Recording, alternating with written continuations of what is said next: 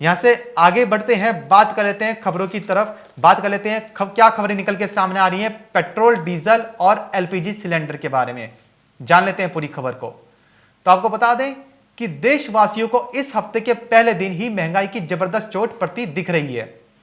LPG cylinder के दाम 50 रुपए तक बढ़ चुके हैं, जबकि पेट्रोल डीजल के दाम में भी 26 पैसे प्रति लीटर की बढ़त हुई है। इस बढ़त के बाद अब गैर सब्सिडी वाले जो सिलेंडर होता है, जो गैर सब्सिडी वाला सिलेंडर होता है जिसका वजन 14.2 किलो होता है, जो घरेलू एलपीजी सिलेंडर है, उसकी कीमत अब 769 रुपए हो गई है। इसके पहले इसकी कीमत 719 रुपए थी। यह कीमत आज से ही लागू हो गई है। दिल्ली में पेट्रोल की कीमत 89 रुपए प्रति लीटर के करीब पहुंच गई है। वहीं दूसरी तरफ पेट्रोल डीजल के दाम पिछले एक हफ्ते से लगातार बढ़ रहे हैं। सोमवार को भी दिल्ली में पेट्रोल डीजल के दाम में 26 पैसे प्रति लीटर की बढ़ोतरी की गई है। दिल्ली में पेट्रोल की कीमत 89 रुपए प्रति लीटर के करीब पहुंच चुकी है। और यही नहीं, देश के कई शहरों में पेट्रोल 99 रुपए का आंकड़ा भी पार कर 100 के आंकड़े पर भी पहुंचता दिखाई दे रहा है।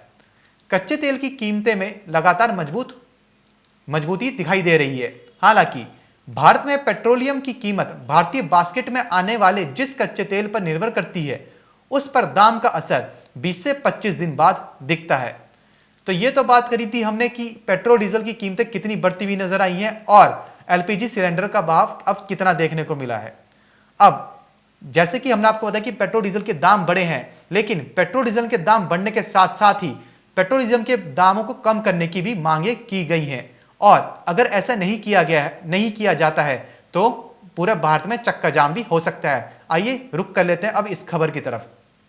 तो आपको बता दें कि all India motor transport Congress ने डीजल के दाम में हो रही वृद्धि पर लगाम लगाने के लिए उत्पाद शुल्क और वैट में कटौती समेत अन्य मांगों को लेकर सरकार को 14 दिन का नोटिस देने का फैसला लिया है।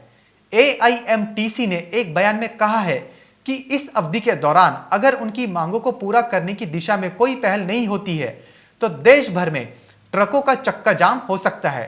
डीजल की बढ़ती कीमतों के कारण महंगाई से आम आदमी की कमर टूट गई है और ट्रांसपोर्ट ऑपरेटर्स अपना व्यवसाय बंद करने के लिए मजबूर है। अब जान लेते हैं कि एआईएमटीसी की क्या प्रमुख मांगे हैं। पहली, केंद्रीय एक्साइज ड्यूटी में कटौती और राज्यों को डीजल पर वैट कम करने की सलाह देकर दाम में तत्काल कमी करना। दूसरा, देश भर में डीजल की कीमतों में एक रूपता और कीमतों में त्रैमासिक संशोधन। तीसरा, ई वे बिल और जीएसटी से संबंधित मुद्दों का तत्काल समाधान। चौथी मांग, स्क्रैपिंग नीति के रोल आउट से पहले परिवहन बिरादरी के साथ पर चर्चा। और पांचवी, टीडीएस को निरस्त करना और प्रकल्पित कर युक्तिकरण, जिस पर पहले से सहमति है पर यह काफी समय से लंबित है।